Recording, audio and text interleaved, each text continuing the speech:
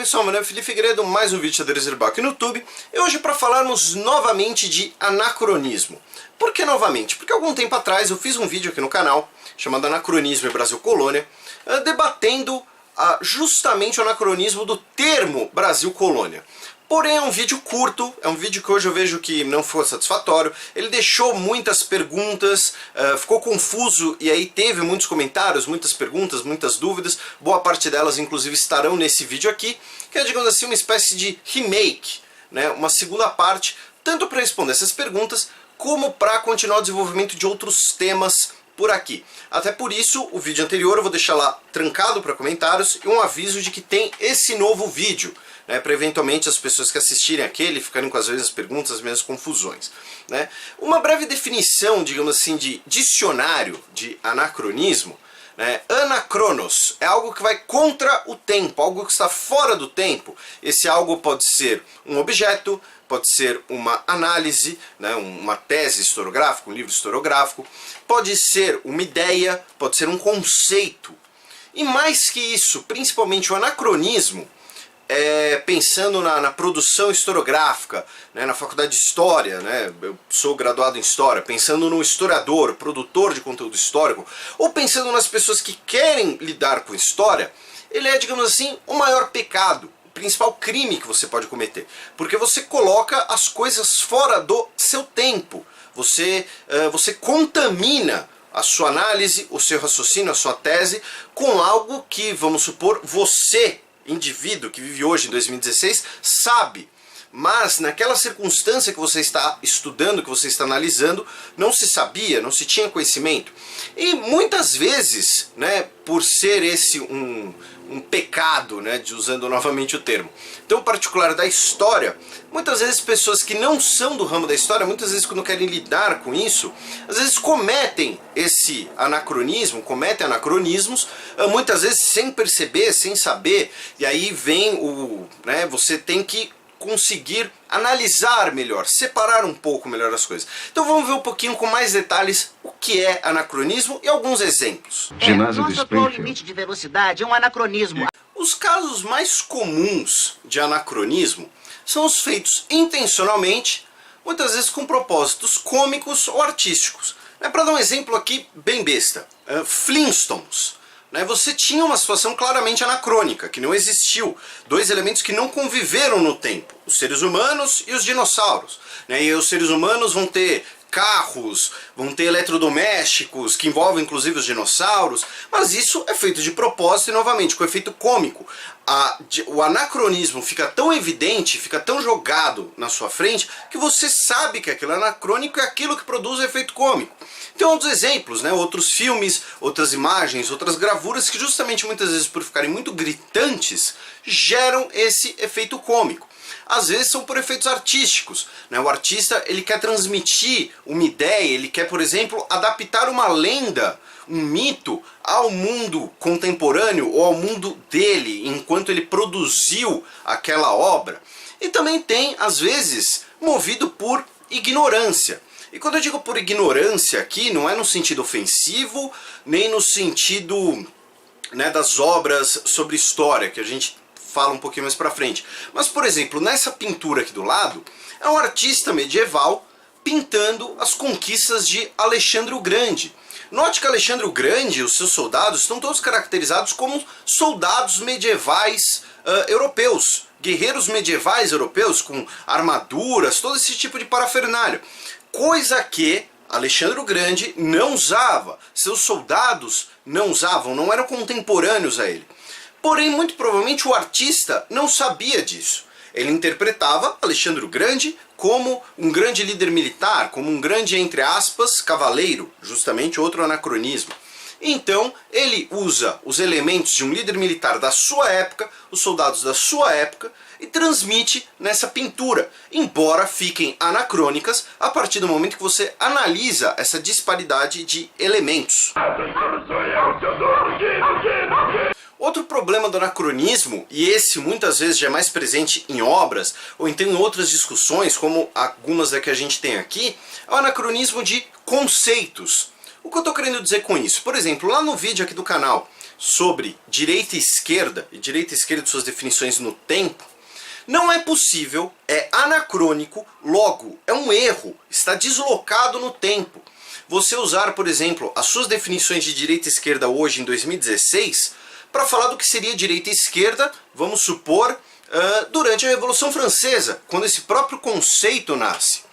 Outro exemplo, mais anacrônico ainda, seria você falar, por exemplo, em direita e esquerda, vamos supor, em Atenas, na Antiguidade Clássica, ou em Esparta, na Antiguidade Clássica, né? Você vai lá assistir o 300 de Esparta, ou ler o gibi de 300 de Esparta, senta numa mesa de bar com seus amigos, suas amigas que assistiram o filme e começa a discutir se Leônidas ou se o Conselho da Jerúsia eram de direita ou de esquerda, quando esse era um conceito que por si só já não existia naquela época, né? Os conceitos de direita e esquerda, para dar um exemplo bem gritante aqui, porque como eu disse, ele é presente numa discussão que está perene aqui no canal, né? E teve esse vídeo sobre direita e esquerda. Porém, nós podemos usar outros conceitos que, quando usados de forma anacrônica, eles deturpam, eles distorcem completamente a sua análise, justamente porque são elementos fora do tempo. Você pode até saber disso em 2016, só que quando você lida com a história,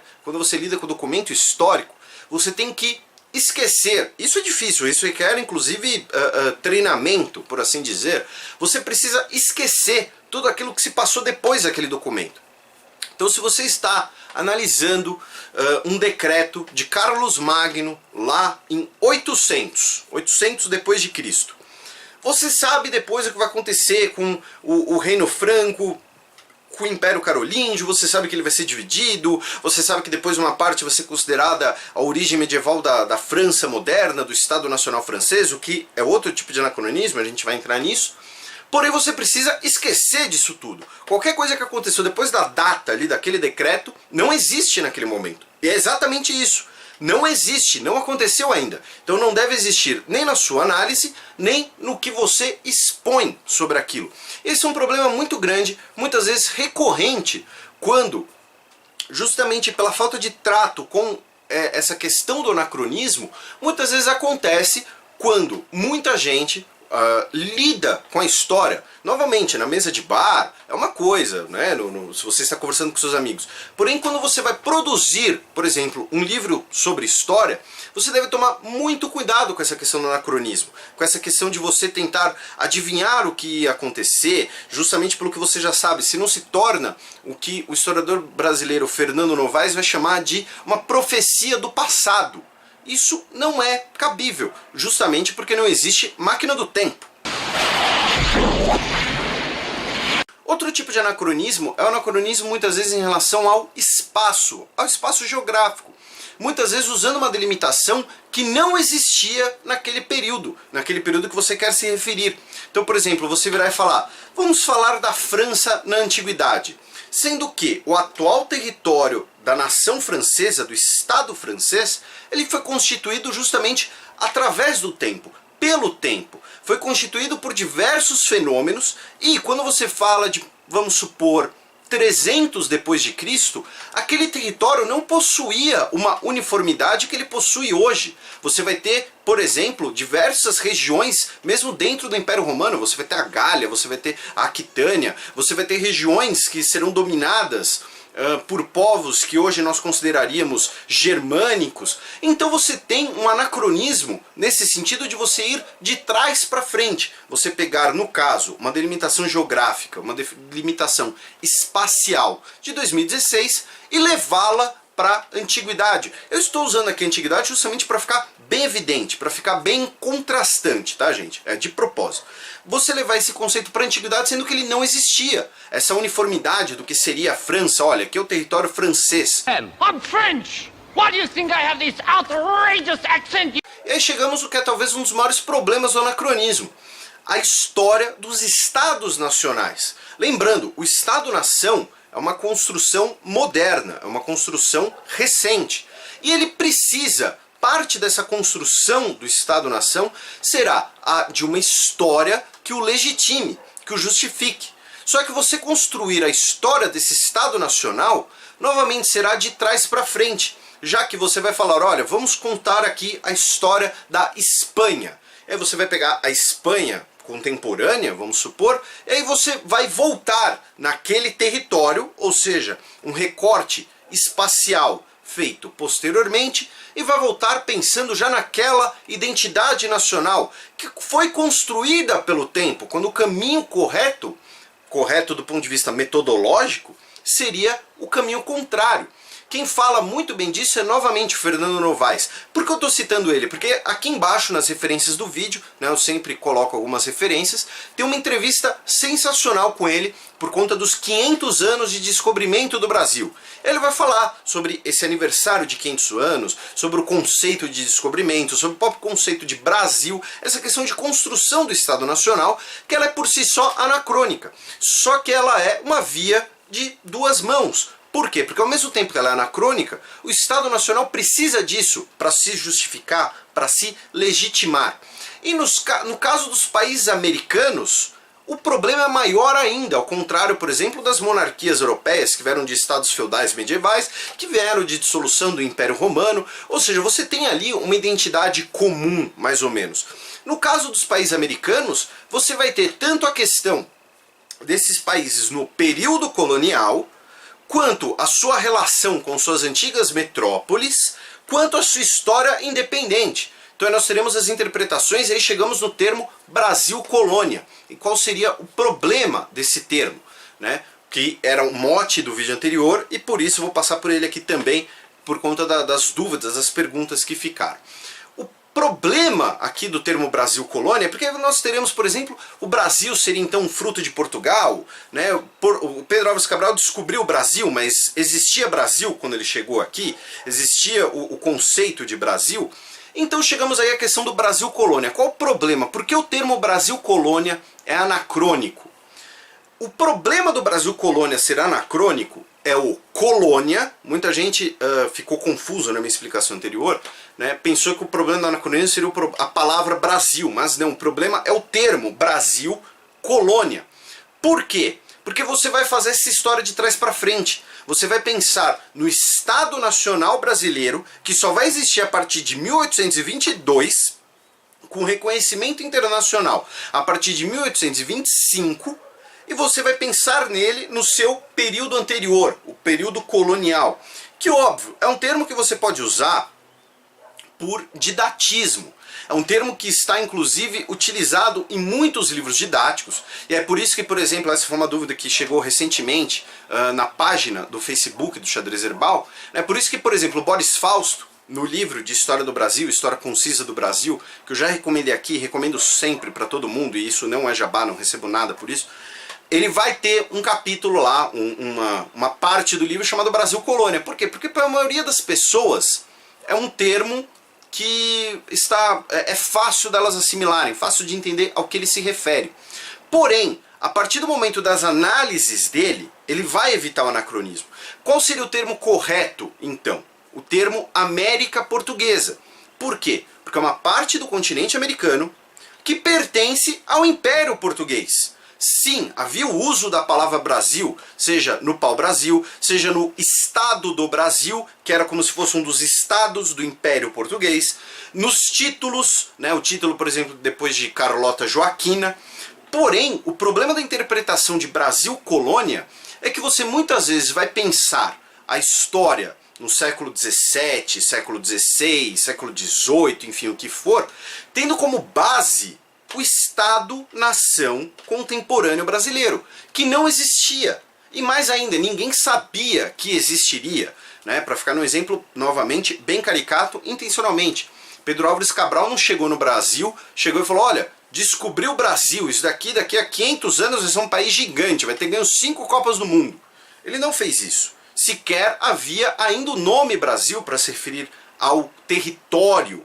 E aí, por isso que eu falei do problema do anacronismo, do recorte espacial. Sim, é confuso. Sim, fica um pouco confuso. Porém, a questão aqui principal é, não existia o Estado Nacional Brasileiro. Então você falar em Brasil Colônia é uma questão de você ir de trás para frente. Por isso que fica anacrônico.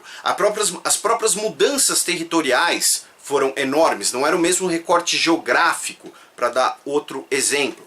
E aí quando um exemplo bem caricato, que foi muito utilizado em alguns livros didáticos de história, numa perspectiva bem nacionalista, em alguns momentos da história brasileira, como por exemplo no período Vargas, no período militar, né, que quando a família real portuguesa voltou para Portugal depois de ter vindo para o Brasil, levou o ouro brasileiro. Se você vai protestar contra isso, perfeito, só que a questão é, aquele ouro, para dar um exemplo, né, o ouro do Banco do Brasil, que foi criado justamente porque a família real portuguesa veio para cá, aqueles bens produzidos ou extraídos do território brasileiro, eles eram parte do Império Português. Seja quando a família real levou ouro literalmente do Rio de Janeiro para Portugal, seja quando, por exemplo, extraíram lá das Minas Gerais no século XVIII. Aí você vai ter, né, por exemplo, a questão da construção do convento de Mafra, que é tema de um livro do Saramago, que é vencedor do Nobel. Né? Então você tem toda a questão de o Brasil, o país Brasil, não existia. O que existia era uma parte do Império Português. Que sim, existia o termo Brasil, o que não existia é o Estado Nacional Brasileiro. Por isso que ficou aquela confusão no outro vídeo, que eu espero ter talvez solucionado aqui. O anacronismo está aqui. E voltando aqui à entrevista do Fernando Novaes, voltando ao problema maior, é um problema de todas as histórias nacionais, especialmente das histórias nacionais dos países americanos. Para dar um exemplo dos nossos vizinhos da América do Sul, não existiam essas fronteiras, esses territórios. Eles eram os vice-reinados do Império Espanhol e que muitas vezes eram maiores, englobavam outras regiões que depois foram se separando por questões particulares, o caudilismo e tal, mas isso é outro assunto, resultando nos estados modernos que nós temos hoje. Porém, eles não existiam nem com esse tamanho naquele período. Então o anacronismo está em confundir o Estado moderno brasileiro com o Estado do Brasil, parte do Império Marítimo Português. Aí, porque assim, dúvida pra mim é um negócio que eu gosto de falar. Falei, eu vou lá perguntar pra Cabral. Repito, é um assunto que fica um pouco confuso, especialmente para você que às vezes está tendo primeiro contato com esse tipo de coisa, com esse tipo de conceito. Aqui eu tentei dar uma visão resumida, por isso que novamente repito, tem algumas referências aqui embaixo para você que quer ver um pouquinho mais, né? Por exemplo, tem a entrevista com o Fernando Novaes, que é, né, quem sou eu para me comparar com ele, sendo bem honesto, né? No caso do Brasil Colônia sempre vai ter essa questão, né, de que você tem uma continuidade em parte geográfica, você tem uma continuidade em parte do idioma, então você tem uma série de elementos, né, e a própria construção da história nacional brasileira faz isso, né? Você não renega, digamos assim, o seu passado, já que, né, o proclamador da independência do Brasil fazia parte do Império Colonial anterior. Então no caso do Brasil essa coisa fica mais nebulosa ainda, mais confusa ainda. Porém, o anacronismo, entender o que é o anacronismo é muito importante quando a gente vai falar de história, seja na questão geográfica, seja na questão dos estados nacionais, seja, como eu disse, por questões cômicas ou artísticas, e também principalmente na questão dos conceitos, em você não usar um conceito de 2016 para se referir a algo lá no século XIX, algo até mesmo em meados do século XX.